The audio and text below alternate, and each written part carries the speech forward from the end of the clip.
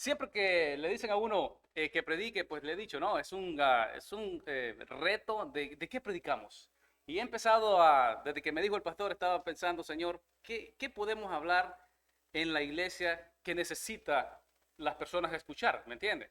Porque hay tanto que podemos hablar. Entonces, lo que podemos hablar ahorita, que es lo más revelante que podemos hablar ahorita, es el eclipse, ¿no? Podemos hablar de eso, de las señales, ¿me entiendes? Y me puse a pensar un poco eso, ¿no?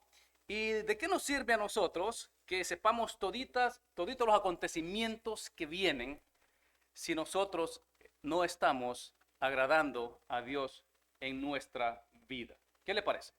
¿De qué nos sirve que tengamos un conocimiento amplio, me entiende, de todos los acontecimientos que vienen si nosotros no estamos viviendo para Dios? Y me he decidido esta mañana hablar de un tema que no es un poquito popular, ¿me entienden? En las iglesias no se está hablando de este tema y es el pecado.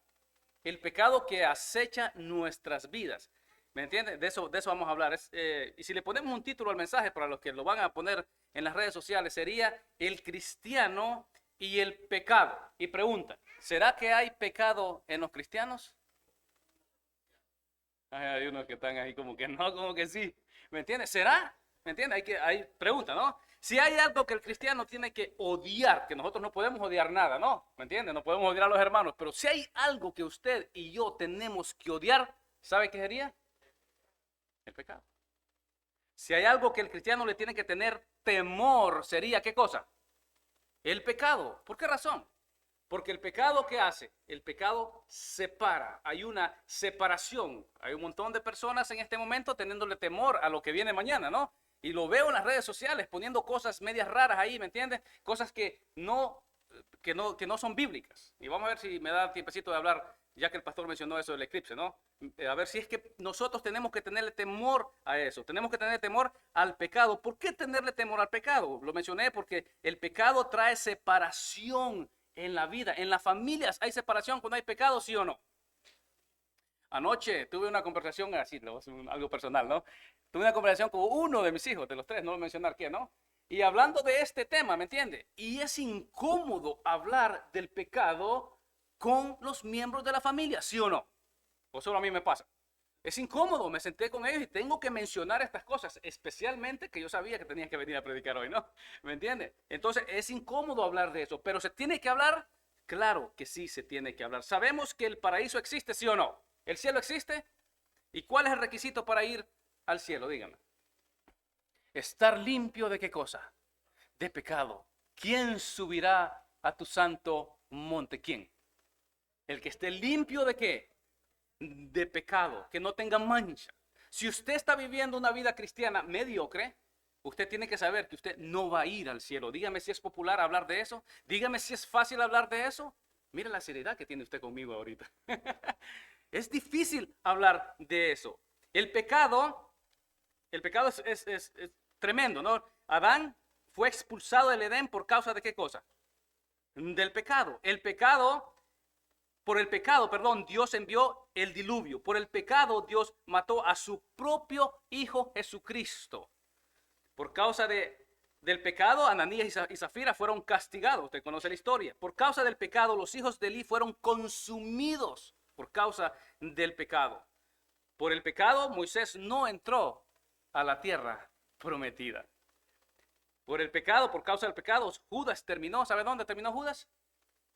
En el infierno, por causa del pecado. Dígame entonces si no es importante hablar de eso. Ahora, ¿por qué creo yo que es importante? Usted sabe que estamos viviendo en un tiempo donde el cristianismo es light, es suave.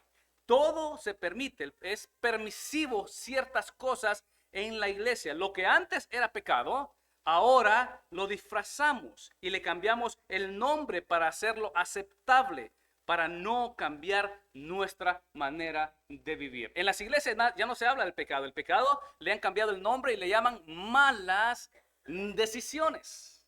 Imagínese usted. Ya no le dice que es pecado, sino que son malas decisiones. En vez de pornografía se le llama entretenimiento adulto. Tremendo, ¿no? En vez de homosexualismo se le llama orgullo. Eso le están diciendo ahorita. Es un orgullo. En vez de enfermedad mental se le llama diferencia de género. En vez de adulterio se le llama matrimonio abierto. ¿Ha escuchado tal cosa eso? Tremendo. He escuchado unas cosas últimamente, querido hermano, que no las puedo mencionar del púlpito, pero el mundo está al revés. No sé, matrimonio abierto, no sé. Alguien me lo puede explicar después. En vez de fornicación, ¿sabe cómo le llaman? Intimidad. Están teniendo intimidad. No, fornicación. Pero no se dicen esas cosas. Entonces es necesario que nosotros las hablemos. En vez de lujuria se le llama amor. Es que están enamorados, dice, ¿no? No, es una lujuria. Y y muchas otras cosas que podemos hablar. Entonces, en vez de tener miedo al eclipse, se le tiene que tener miedo ¿a qué cosa? Al pecado que está en nosotros. Y vamos a hablar si es verdad que muere en nosotros. Debo mencionar, porque han escuchado unas cosas raras del eclipse, ¿ustedes sí o no? El pastor habló ahorita que Joel, es la profecía de Joel, que se está cumpliendo la profecía de Joel. Y me puse a investigar un poco y quiero mostrarle a usted un versículo nada más, para que usted vea que no le tiene que tener temor a esas cosas. ¿Me entiende? Tiene que tenerle respeto, sí. ¿Por qué? Porque Dios se está mostrando al mundo. Dios está manifestando que Él está bajo control. Lo que dijo el pastor, que en el año 91 sucedió uno, y ahorita ya saben exactamente cuándo va a suceder el otro eclipse. ¿Por qué? Porque Dios está en control. Y lo que está haciendo Dios es dándole a conocer al mundo que los juicios van a venir. Pero todavía no son los juicios. ¿Por qué? Vaya Marcos conmigo. Le voy a mencionar unos versículos para que usted esté tranquilo y se enfoque más que todo en el pecado que mora en nosotros, que ese es el tema, ¿no? Vaya Marcos 13, versículo 24. Porque este era el tema que íbamos a hablar. Y vamos a hablar del eclipse o de los señales que van a venir a este mundo. Marcos 13, versículo 24. ¿Lo tiene? Vea lo que dice. Siempre cuando se lee la Biblia hay que ponerle atención a las palabras que se usan. Dice, pero en aquellos días, ¿cuáles días? Hay que tener atención. Viene hablando de algo, tiene que usted leerlo en su casa. Dice, pero en aquellos días. Mira lo que sigue diciendo. Después de aquella, ¿qué cosa? Después de aquella tribulación. O sea que va a haber una tribulación y después de aquellas cosas, de esa tribulación. Y la pregunta que se tiene que hacer usted es, ¿está el mundo pasando por la tribulación? Alguien diga algo. ¿Está el mundo pasando por la tribulación? Tiene que empezar a pensar usted, ¿será que estamos pasando? Si sabemos qué va a pasar en la gran tribulación, usted se va a dar cuenta que ni la sombra de lo que estamos pasando ahorita. Ya se lo voy a mostrar. Pero ¿qué dice el versículo? Dice, después de aquella tribulación, el sol se oscurecerá, dice, y la luna no dará su resplandor. ¿Cuándo va a suceder eso? De acuerdo a este versículo, le está diciendo que después de aquella tribulación, entonces van a pasar esas cosas. ¿Qué es lo que está pasando entonces ahorita? Vaya atrás un poquito, en el versículo 6 de Marcos 13. Dice, porque vendrán muchos en mi nombre diciendo yo soy el Cristo y engañarán, ¿qué cosa dice ahí? A muchos. ¿Está pasando eso ahorita? Claro que sí, está sucediendo. Versículo 7. Mas cuando oigas de guerra y de rumores de guerra, dice, no os turbéis porque es necesario que suceda así. Pero aún no es, ¿qué cosa? ¿Está pasando guerras en este momento? Claro que sí, usted sabe que está sucediendo eso. Y vea lo que sigue el 8. Porque se levantará nación contra nación y reino contra reino. Y habrá terremotos en muchos lugares. Y habrá hambres y alborotos. Y mira lo que dice el versículo. Principio de dolores son estos. ¿Qué es lo que estamos pasando ahorita entonces nosotros? ¿Principios de qué? De dolores. ¿Por qué razón sabemos eso? ¿Por qué razón sabemos que todavía no estamos en la gran tribulación? ¿Por qué sabemos? Vaya a Mateo. Mateo 24. El versículo 21. Para que usted esté tranquilo, mañana usted pueda disfrutar siempre con respeto. Son señales que Dios le ha puesto, que el mundo sepa que Él está en control. Porque ¿quién es que sostiene el mundo? Dios lo sostiene. Y le está indicando al hombre, ¿me entiende? Que Él está en control. Y todas estas cosas vienen. La oscuridad ha pasado antes, cuando Moisés hizo las señales, o Dios hizo las señales a través de Moisés en Egipto. ¿Hubo oscuridad, sí o no? 3 días de oscuridad. ¿Quién lo hizo? Dígame usted, ¿quién lo hizo? Dios lo hizo. Cuando Jesucristo estaba en la cruz, ¿hubo oscuridad? 3 horas. ¿Quién lo hizo? Dios. Esto que está sucediendo ahorita, que lo que va a suceder mañana, es Dios haciéndolo. ¿Por qué? Porque Romanos dice exactamente, dice que el invisible Dios se muestra al ser humano por medio de la naturaleza. Y lo tiene en el versículo 21. ¿Cómo sabe usted que no está en la gran tribulación? Dice, porque habrá entonces gran tribulación. Ahora vea lo que sigue. Cual no la ha habido desde el principio del mundo hasta ahora, ni la habrá. Las cosas que van a suceder en la gran tribulación, querido hermano, es increíble. Usted no quiere estar ahí. A eso hay que tenerle miedo. Y si el pecado muere en nosotros, ¿sabe qué va a pasar? ¿Sabe qué va a pasar? Entonces usted va a pasar por la gran tribulación. Entonces no iremos a ese cielo del cual nosotros hablamos que todos vamos para el cielo. ¿Quién no quiere ir al cielo? Dígame, ¿quién? ¿Todos los que estamos aquí queremos ir al cielo?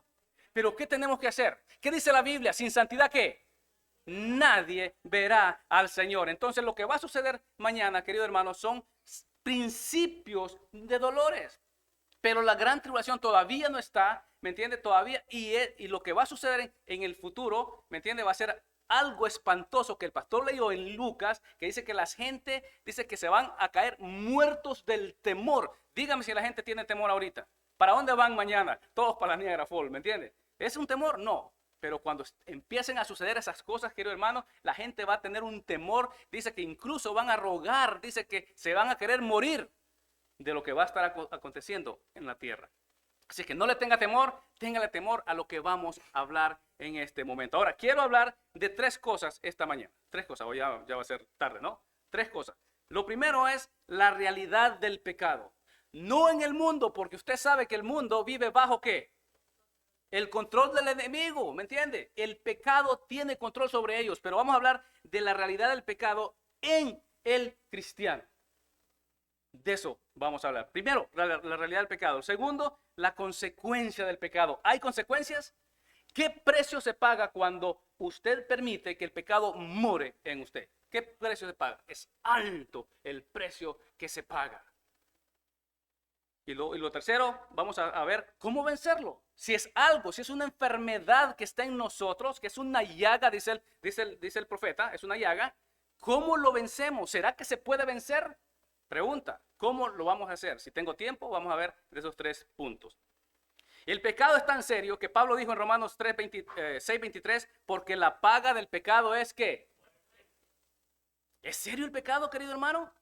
La paga del pecado es, dije Pablo, muerte. El pecado es una enfermedad que todo ser humano será afectado, va a ser afectado. Desde que nace, ya ese ser humano viene afectado con el pecado, ¿sí o no? ¿O usted ha tenido hijos? Yo he tenido unos hijos, estos hijos que tenía yo bien hermosos cuando estaban chiquitos, ¿no? Pero eran unos tremendos esos hijos míos. ¿Ve? Y nunca yo les enseñé a mentir, nunca. Nunca les enseñé a robar esos hipotes. ¿Y que lo hicieron? Pregúntele, uno de ellos, no le voy a decir quién, ¿no? Usted, ¿ve?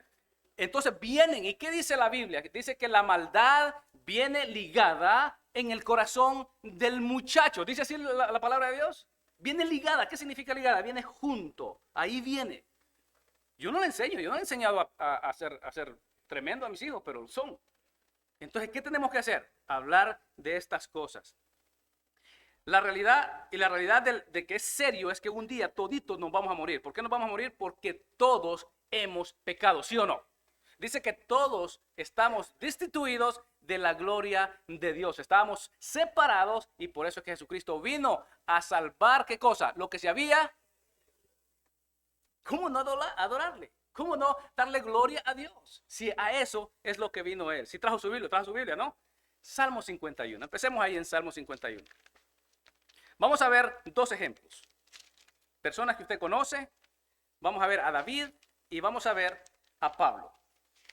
Y vamos a ver la realidad del pecado en la vida de estos hombres de Dios, que usted sabe quién era David y usted sabe quién era Pablo. ¿Lo tiene? Salmo 51. Ahora, quiero que leamos este versículo, que usted le ponga atención a lo que vamos a leer, ¿ok? Y voy a tratar de ir lo más despacio para que usted analice su vida y vea usted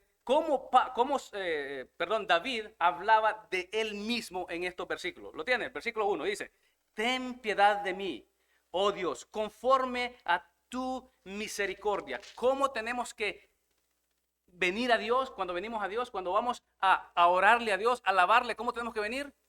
¿Altivos? Demando, Señor. Yo declaro, Señor. ¿Cómo decía David? Ten piedad de mí. Mira lo que dice, conforme a la multitud de tus piedades, borra mis, ¿qué cosa? ¿Quién es este hombre que está hablando aquí? ¿Qué dijo Dios de David? Cuando le dijo a Samuel, ve, unge a David, dice, porque es un hombre conforme a ¿qué? ¿Qué le parece? Que Dios hablara así de mí. Fue un sueño, ¿me entiende?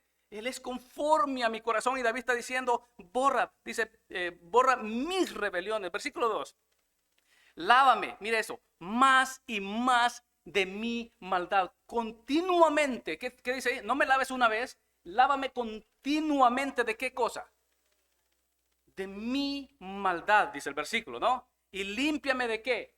De mi pecado. Este es David hablando, depositando su corazón ante Dios y siendo ¿qué cosa? Honesto con Dios. Cuando usted ora, de acuerdo como tiene que orar, como dice la Biblia que tiene que orar, dice que cuando ore, ¿qué dice? Entra a tu cuarto, cierra la puerta y órale a tu Padre que está en secreto. Cuando usted ora así, ¿qué va a hacer? ¿Va a tratar de impresionar a Dios? De ninguna manera. Va a hablar de esta manera. Pero cuando oramos en público, ¿qué hacemos? ¿Impresionamos a quién queremos impresionar? No vamos a hablar de esta manera. Y mira lo que sigue diciendo. Porque yo reconozco mis, ¿qué cosa? Mis rebeliones. Yo sé quién soy yo. Usted se conoce a usted mismo. Nadie lo conoce a usted. Usted puede venir aquí, levanta la mano y aleluya. ¿Me entiende? Pero yo, dice, porque yo reconozco mis rebeliones y mi pecado está siempre, diga siempre conmigo, siempre. Mi pecado está siempre delante de mí, siempre. Y cuando usted ve eso, usted dice, analice su vida y piense, ¿será que el pecado está siempre delante de mí? ¿Será que yo le fallo a Dios? Y si le fallamos a Dios, ¿hay consecuencias? ¿Habrán consecuencias? Dígame usted si David no tuvo consecuencias, dígame. ¿Quién sabe la historia? Ay, Dios mío, cuando usted ve la consecuencia que tuvo David. Pero aquí él está honesto con Dios y le está diciendo, mi pecado está siempre de mí. Cuando usted habla así ante Dios, Dios dice que no rechaza a un corazón que triste y quebrantado, humillado. Pero un corazón altivo, ¿qué hace Dios? De lejos lo ve. ¿Qué sigue diciendo? Contra ti solo he pecado. ¿Con quién había pecado David? Dígame usted. ¿Con Dios o con Beersheba o con, ¿cómo se llama el esposo? Urías. ¿Con quién? Dice que hizo el mal con esas dos personas, pero no lo hizo con ellos. Dice, contra ti he pecado. Te he fallado a ti, no al hombre, sino a ti te he fallado. ¿Por qué? Porque Dios había dicho que no le podía quitar la mujer a otro. Y dice, contra ti he fallado. Cuando usted no hace lo bueno, cuando usted peca, ¿contra quién falla? Contra Dios. Dice que el que sabe hacer lo bueno y no lo hace, ¿qué dice la palabra de Dios? Le es pecado. Y toda injusticia, ¿qué cosa? Es pecado, toda injusticia. ¿Y con quién pecamos? Porque si somos injustos ¿con quién? Con una persona. Puede ser con los trabajadores, puede ser con el jefe, puede ser con quien sea usted, pero ahí dice David, no pequé con él, sino que contra ti solo he pecado y he hecho lo malo delante de ¿qué? De tus ojos. He hecho lo malo delante de tus ojos. ¿Cuántos de nosotros hemos hecho lo malo? No levante la mano. Todos, querido hermano, todos le hemos fallado a Dios. ¿Y cuál tiene que ser nuestra actitud delante de Dios? Lo que está haciendo David. Y vea lo que sigue diciendo, para que seas reconocido justo en tu palabra y tenido por puro en tu juicio, para que todo el mundo sepa que tú actúas con justicia. David pecó, viene la consecuencia. Nosotros pecamos, va a venir consecuencias. ¿Cómo es que vivimos una vida como que no va a venir consecuencias? ¿Alguien puede decir amén o no? Hermano, vivimos una vida, y estoy hablando en general, o sea, aquí no es para Julano, no, aquí es para todos.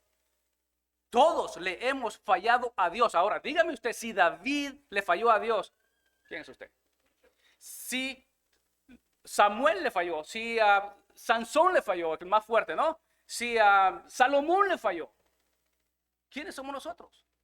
Le vamos a fallar, pero ¿cuál tiene que ser nuestra actitud? He aquí el versículo 5. Mire lo que dice. En maldad he sido formado. Dice, y en pecado me concibió mi madre. ¿Qué es lo que está haciendo David? No es que fue un hijo ilegítimo, como unos dicen, ¿no? Sino que reconocía que la maldad viene en el hombre. Desde que nace ya viene con ese pecado. ¿Y por qué? Porque por Adán, dice, todos que pecamos. Todos. Adán pecó y por medio de Adán todos pecamos. Venimos con eso. El versículo 6. He aquí, tú amas la verdad, ¿dónde? En lo íntimo. Cuando usted se mete a su cuarto, ¿me entiende? Y se hinca y usted le habla a Dios. Eso es intimidad. ¿Usted le puede mentir a Dios en ese momento? De ninguna manera. Usted cuando se mete a su cuarto, cierra la puerta, usted no le puede mentir a Dios. Y mire lo que dice. He aquí, tú amas la verdad en lo íntimo. No puede usted hincarse ante Dios en su cuarto y decir, Señor, como decía el publicano, ¿no? Doy gracias a Dios que no soy como este publicano, decía, ¿no? El fariseo, ¿no? Doy gracias a Dios porque no soy como este. No, cuando usted se hinca, Señor, ten misericordia de mí. Y en lo secreto me has hecho comprender, ¿qué cosa? Sabiduría. Y vea, purifícame con hisopo y seré limpio. ¿Quién hace la purificación aquí en este versículo? ¿Quién lo hace? ¿Cuándo? Cuando usted habla con verdad, ¿dónde? En la intimidad con Dios. Entonces Dios hace, ¿qué cosa? La purificación. Y seré limpio, lávame y seré más blanco que la nieve. Hazme oír gozo y alegría. Déjeme decirle algo, hermano. Una persona nacida de nuevo, cristiano, que tenga el Espíritu Santo, cuando peca, ¿siente gozo? De ninguna manera. ¿Había perdido el gozo David, sí o no? Claro que sí. Dice, hazme oír gozo y alegría y se recrearán los huesos que has abatido. ¿Quién es el que castiga el pecado? De acuerdo a este versículo. ¿Quién había abatido a David? Dios, ahí, tú los has abatido. Horrenda cosa es caer, ¿qué? En manos del Dios vivo. Horrenda cosa. Esconde tu rostro de mis pecados y borra todas mis maldades. Dígame, ¿se puede identificar usted con David? ¿Será que usted puede ser honesto con Dios y hablar verdad y decirle, ten misericordia? Cuando usted habla así, dígame usted si Dios no lo va a perdonar, porque Él no puede rechazar a ¿qué? Un corazón contristo y humillado, no puede. Y lo dice su palabra. Pero a los altivos, a los que nos creemos que sí. Por eso es que yo cuando empecé a hablar, empecé a estudiar la Biblia, ¿no? Y miraba predicadores que hablan con una altivez. Y yo decía, ¿cómo es posible? ¿Cómo llegan a ese nivel? Y voy viendo estos hombres de Dios, ¿me entiende? Que son humildes, que dicen la verdad, que dicen que le han fallado a Dios. ¿Y quién soy yo? ¿Y será que si nosotros todos somos iguales, será que el pastor es mejor que todos ustedes? ¿Será que yo soy mejor que todos ustedes? De ninguna manera. Todos somos, ¿qué cosa? Iguales. Todos estamos luchando con el pecado. Si usted me dice que no, después del culto, usted me lleva una pupusa y hablamos. Todos estamos luchando. Si usted me dice que no, querido hermano, ay Dios mío, mire lo que dice, recrea en mí Dios, el versículo 10, recrea en mí, oh Dios, un corazón que limpio. ¿Quién es el que va a purificar su corazón? Porque engañoso es el corazón, ay Dios, y es Dios que lo tiene que hacer, y Él está orando. Y renueva un espíritu recto delante de mí. Renueva este espíritu que tengo, que no te agrada, que tengo que decirle, alma mía, alaba, que tengo que empujarme. Y Él dice, renueva un espíritu recto delante de mí. Y vea lo que sigue diciendo el 11. Y no me eches de delante de ti. Sin Dios no podemos vivir. Yo no sé usted si ha hecho una prueba, fíjese, porque yo he hecho una prueba, ¿no? Yo me puse a pensar un día, ¿será que yo puedo vivir sin Dios? Porque yo escucho personas que dicen, no, ya ahora no soy cristiano. ¿Ha escuchado usted eso? Y yo me puse a pensar, ¿será que yo puedo vivir sin Dios? Querido hermano, yo le estoy diciendo ahorita y le soy honesto, yo no puedo vivir sin Dios. Y David decía, no me eches delante de... ¿Cómo voy a vivir si tú no estás conmigo? Y algo más. Y no quites de mí tu santo, ¿qué? ¿Qué vamos a hacer sin el Espíritu Santo? ¿Qué vamos a hacer? No quites de mí. Y algo aquí hay una enseñanza.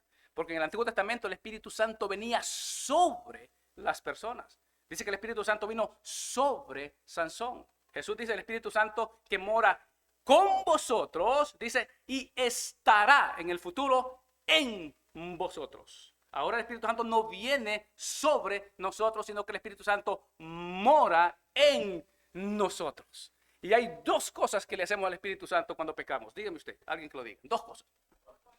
Lo contristamos, uno más. Hay uno más. ¿No? Apagamos el Espíritu Santo y contristamos el Espíritu Santo. ¿Cuándo? Dígame usted cuándo. Cuando pecamos, cuando usted no vive como la Biblia le dice que tiene que vivir. Entonces anda viviendo usted con un Espíritu Santo que tiene todo el poder y está contristado, está apagado. Por eso usted ve un montón de hermanos apagados, ni el domingo se quieren levantar para ir a la iglesia. Apagados todos. Y si le dice venga a trabajar para el Señor, no quiere. Todos estamos ocupados. ¿Por qué? Porque está apagado el Espíritu Santo. Y ve el versículo 12, dice, vuélveme el gozo de tu salvación. Querido hermano, no hay gozo cuando hay pecado. Imposible, no hay gozo cuando hay pecado. Pero cuando usted está viviendo por el Señor, el gozo del Señor es nuestra. ¿Se da cuenta? ¿Qué? Eclipse 18:4. El gozo del Señor, venga lo que venga, aunque los montes se pasen al medio del mar, que dice la Biblia. No temeré, yo estaré confiado. ¿Cuándo? Cuando usted está viviendo de acuerdo a la palabra de Dios. Si usted no está viviendo de acuerdo a la palabra de Dios, tenga temor. Porque vienen estas cosas terribles a la humanidad, que si usted no está listo, querido hermano, usted va a pasar por ahí. Pero si no, dice que Dios nos sacará de este lugar. Y vean lo que dice el versículo 13, ¿lo tiene? Oye, Espíritu noble me sustenta. El versículo 13 dice, entonces enseñaré a los transgresores tus caminos. Qué lindo ese versículo, me encanta. ¿Cómo le va a enseñar usted a la gente si usted no está viviendo lo que usted está predicando? Imposible. Yo lucho, yo no sé cómo, a veces le digo, a mi esposa le digo, ¿cómo voy a predicar? Si me falta un 16, no, mejor dicho, me falta la mitad. ¿Cómo vamos a aprender? Mira lo que dice David. Entonces, y solamente entonces, cuando tú me has limpiado, cuando tú has borrado mis maldades, cuando me has devuelto ese gozo que yo tenía antes, entonces, y solamente entonces, dice, enseñaré a los transgresores tus caminos. ¿Se puede enseñar cuándo? Cuando usted está viviendo. Si usted no está viviendo, no enseñe. Y mire lo que sigue diciendo. Y dice, ¿y los pecadores qué dice? ¿Se van a burlar los pecadores? Porque los pecadores pueden ver. Si Dios está en usted, los pecadores pueden ver la diferencia. Y dice el versículo, dice, y los pecadores se convertirán. Pero usted lo ve en un cristianismo y ¿sabe qué? Y mucha gente habla que es cristiano. Y dice que son cristianos, pero no viven como cristianos. Entonces toda la gente señala. Entonces, el reto que tenemos nosotros de vivir para Dios, decirle al Señor que nos limpie. ¿Cuál era la realidad de David? Que había pecado, que había maldad, que había rebelión y que necesitaba ser limpio, ser blanco como la nieve. Necesitaba la presencia de Dios y necesitaba el Espíritu Santo. Necesitaba que se le devolviera el gozo de su salvación. ¡Qué tremendo esa realidad! ¿Está usted ahí? ¿Usted necesita que Dios lo perdone? ¿Que Dios lo limpie? ¿Que Dios le devuelva el gozo de la salvación? Querido hermano, cuando empezamos a ver todos los beneficios que vamos a tener en el cielo, no aquí, fíjese. Porque a veces nosotros queremos las bendiciones, ¿dónde? Y dice que Dios nos bendijo con toda bendición espiritual, ¿dónde? En los lugares celestiales. Pero todo lo queremos aquí. Y estamos viviendo una vida que no agrada al Señor. Vamos a Romanos. Eso fue David. Vamos a ver ahora Pablo. ¿Qué dice Pablo en Romanos 7? Y como no sé usted, la mayoría de las personas que están aquí no estuvieron en una reunión que tuvimos, pero tuvimos una reunión y todos los hermanos dijeron que ya no vamos a predicar media hora, sino que vamos a predicar hora y media. ¿Sí me dijeron? Entonces tenemos tiempo, ¿no? Romanos 7, vaya a Romanos 7. Vamos a ver a Pablo. Aquí vimos a David, un corazón que dice de David: límpiame, Señor, límpiame con hisopo. Quiero que me devuelvas el gozo de mi salvación. Eso es lo que quiero. No te vayas de mí, no quites de mí tu espíritu. Él sabía que sin Dios, sin el Espíritu Santo, no podía vivir. Querido hermano, que usted llegue a ese nivel, que usted diga: sin el Espíritu Santo no puedo vivir. Sin Dios no puedo vivir. No hay vida si Dios no está conmigo. ¿Sabe qué dijo Moisés? Si tú no vas conmigo, no quiero ir. Quiero que fue Moisés. Si tú no vas conmigo, quiero que tú vayas conmigo. Eso es lo que tiene que decir usted. Romanos 7 lo tiene. Fíjate que tengo del versículo 7, pero yo veo que el tiempo no me va a dar. Entonces, vamos al versículo 15, ¿le parece? Usted puede leer en su casa desde el versículo 7, menciona como unas 20 veces el pecado, ¿ok? Usted lo puede leer en su casa, ¿ok?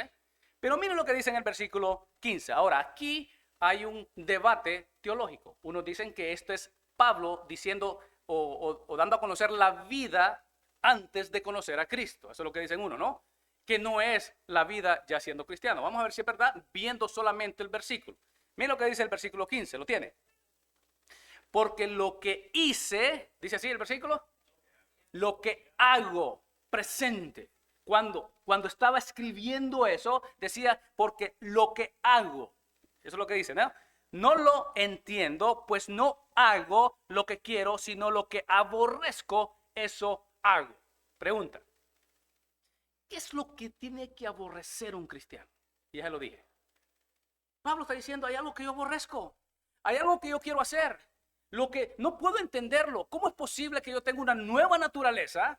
Que Dios nos ha dado una nueva naturaleza. ¿Y cómo es posible que todavía le fallo al Señor? ¿Quién aquí tiene una nueva naturaleza? ¿Quién ha nacido de nuevo aquí? Que pueda levantar la mano y diga: yo he nacido de nuevo. ¿Quién? Todos. Diga: levante la mano, querido hermano. Si usted ha nacido de nuevo, levante la mano. Pregunta: ¿le ha fallado a Dios? Y Pablo está diciendo aquí, y dice: pues no lo entiendo, porque lo que hago no lo entiendo. ¿Cómo es posible que yo tenga una nueva naturaleza, tengo un nuevo corazón y todavía le fallo a Dios? No lo entiendo. Y vea lo que sigue diciendo: pues no hago lo que quiero. ¿Qué es lo que quiere un cristiano de verdad? ¿Qué es lo que quiere? ¿Agradar a quién? Exactamente. Si usted me dice que usted lo que no quiere agradar a Dios, usted no es cristiano. Usted lo que tiene que querer, anhelar, es agradar al Señor en toda su vida, en todas las áreas de su vida. Y esto es lo que Pablo quería. Yo decía: yo quiero agradar. Y dice: pues lo que hago pues no hago lo que quiero, sino lo que aborrezco, eso hago. Vea el versículo 16. Y si lo que no quiero, esto hago, apruebo que la ley es buena. ¿Qué es lo que está diciendo? Que la ley fue dada a los hombres para que los hombres supiesen que no se puede, ¿qué cosa? Cumplir. Es imposible. Porque si viola una parte de la ley, ¿qué dice la Biblia? Se hace transgresor de toda la ley. Era imposible. Y solo una persona la pudo cumplir. ¿Quién? Jesucristo. Y Él lo hizo por nosotros. Entonces lo que está diciendo, versículo 17. De manera que ya no soy yo quien hace aquello, sino, ¿qué cosa? El pecado que moraba, dice el versículo ahí. Que mora, presente, que mora, ¿dónde? ¿Cómo no puedo entender esto? Si yo tengo una nueva naturaleza, Dios me ha cambiado y todavía le fallo al Señor. Eso es lo que está diciendo Pablo. Dígame usted, ¿se puede identificar con Pablo usted? Dígame, sí. Porque tenemos una nueva naturaleza. Queremos agradar a Dios, pero le fallamos al Señor. Y yo sé, versículo 18, y yo sé que en mí, esto es, en mi carne, vea lo que dice, no mora, ¿qué cosa? Porque el querer el bien está en mí, pero no, ¿qué cosa? Esto es lo que yo quiero. Yo quiero hacer el bien, porque yo he nacido de nuevo, yo soy cristiano. Quiero vivir para Cristo. Quiero que la gente sepa que yo realmente soy cristiano. Pero le fallo al Señor. Vea el versículo 19. Porque no hago el bien que quiero, sino el mal que no quiero, eso hago. Se lo explica bien, ¿no? El 20. Y si hago lo que no quiero, ya no lo hago yo, sino el pecado que mora en mí. ¿Se da cuenta que Pablo y David están diciendo lo mismo, sí o no? Si usted va a la casa y lo ve, y usted va a decir: Pablo y David, lo mismo. Ahora, ¿quién era Pablo? Pablo es el único hombre que se atrevió a decir: sean imitadores de mí, como yo de Cristo. Y sigue el versículo 21, dice, así que queriendo yo hacer el bien, hallo esta ley, que el mal está en mí. 22, porque según el hombre interior me deleito en la ley de Dios. Eso es lo que quiere el hombre interior. ¿Deleitarse en qué cosa? En la ley de Dios. Si usted no se deleita en la ley de Dios, querido hermano, usted no ha nacido de nuevo. Déjeme decirle. Versículo 23. Pero veo otra ley en mis miembros que se revela contra la ley de mi mente. La mente me dice que tengo que agradar a Dios, pero no puedo hacerlo. Y que me lleva cautivo a la ley del pecado que está en mis miembros. Queremos agradar a Dios.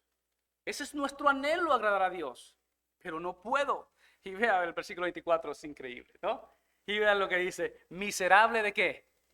¿Quién está diciendo eso, querido hermano? Pablo. Y termina lindísimo, miserable de mí. Dice, ¿quién me librará de este cuerpo de muerte o de maldad? Otras versiones.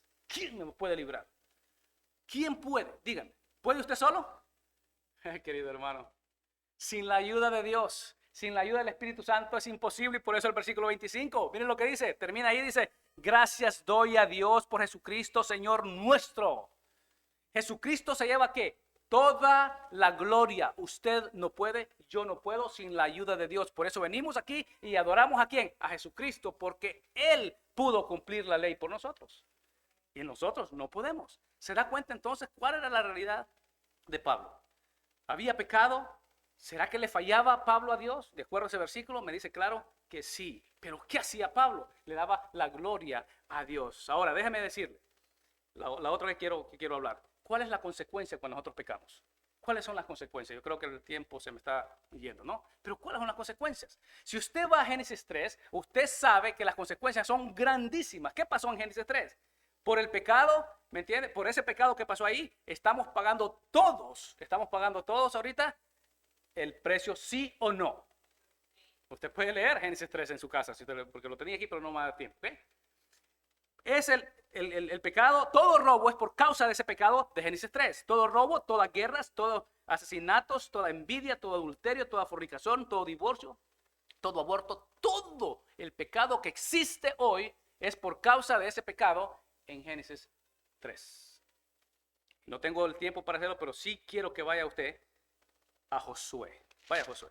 Vamos a ver una consecuencia del pecado en Josué. Y el que conoce la historia, Dios manda a que vayan a destruir todo un pueblo y que no tomen nada. Le dicen, no tomen nada. Josué 7, versículo 13. Vamos a ver una consecuencia aquí. Y le vamos a dar hasta donde el tiempo me dé. Josué, capítulo 7, versículo 13. No sé si usted sabe la historia, es Sacán, el nombre. Los manda que vayan a destruir un pueblo y le dicen no tomen nada, cero. Pero Acán vio algo bonito, algo que le llamó la atención. Como hay cosas en nuestra vida que llaman la atención. ¿Qué pasó con Eva? Dice que vio el árbol y vio que era bueno para comer. Como empieza el mal en nosotros, empieza por ver. Vio, creo que era un manto babilonio, ¿me entiendes? Lo vio y lo codició, pero no solamente lo codició, porque eso es una cosa, ver, ¿me entiendes? Y irse, sino que lo tomó y lo escondió debajo de la cama, porque ahí se escondían las cosas, ¿no? Como mi abuelita, ¿no? Pero tiene usted el versículo 13, vea lo que dice. Levántate, usted lee lo demás en su casa, ¿no? Santifica al pueblo y di, santificaos para mañana porque Jehová, el Dios de Israel, dice así. Vea lo que dice. Anatema hay en medio de ti, Israel.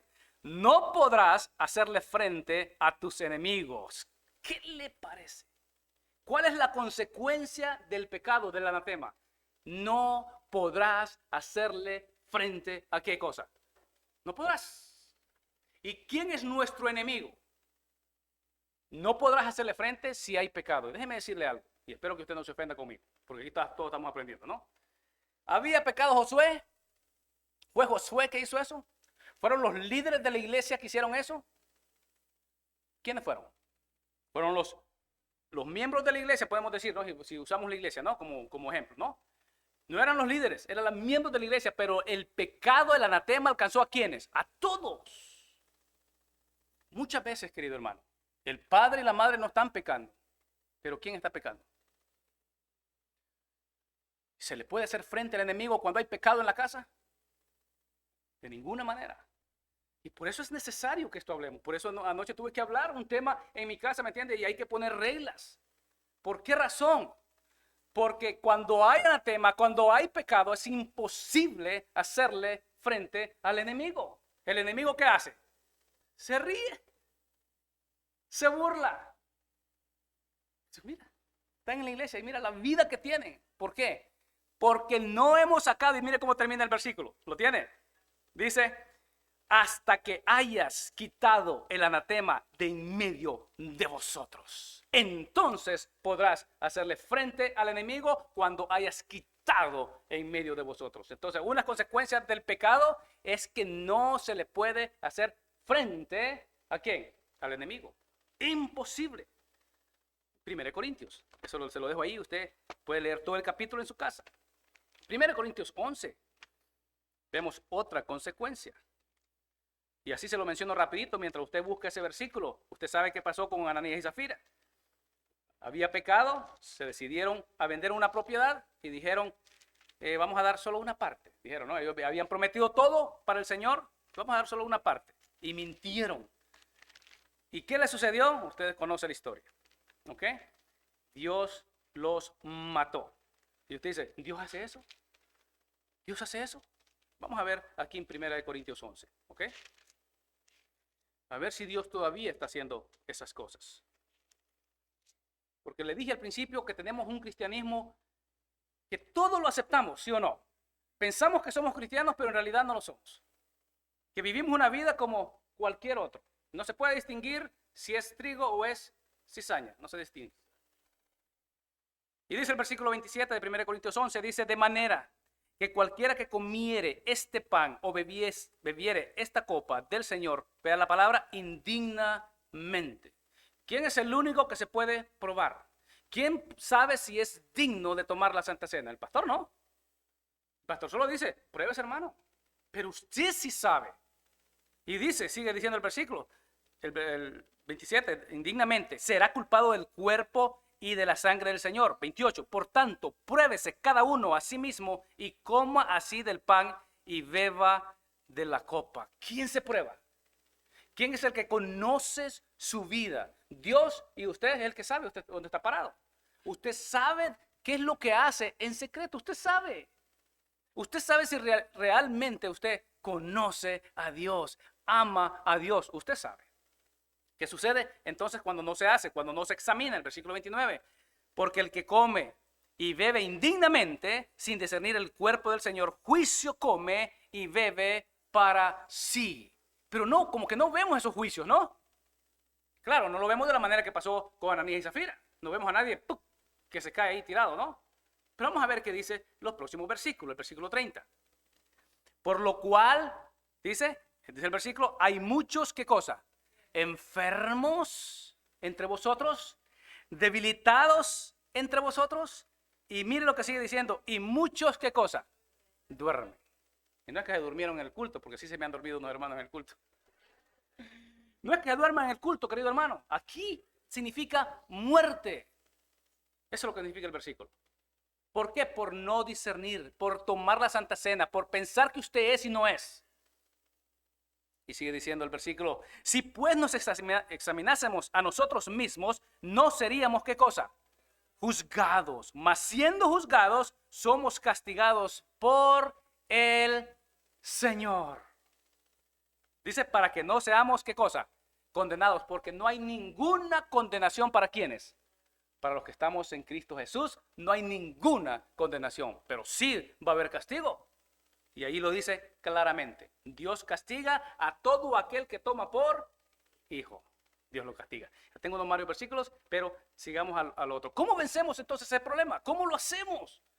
Si es un mal que está en todos nosotros, ¿cómo lo hacemos? Ya vimos el versículo de Josué.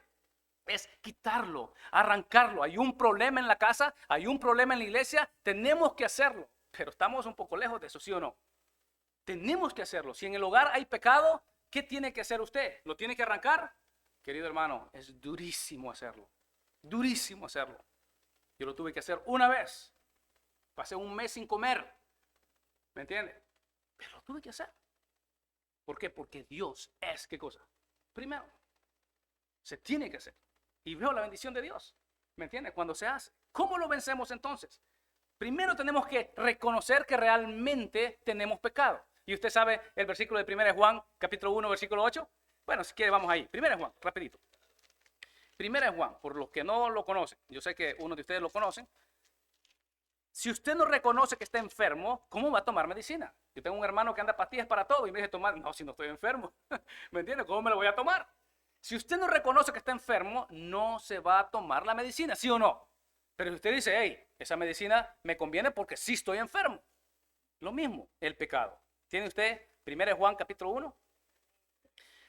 Versículo 8 dice, si decimos que no tenemos pecado, ¿qué dice la Biblia? ¿Qué dice?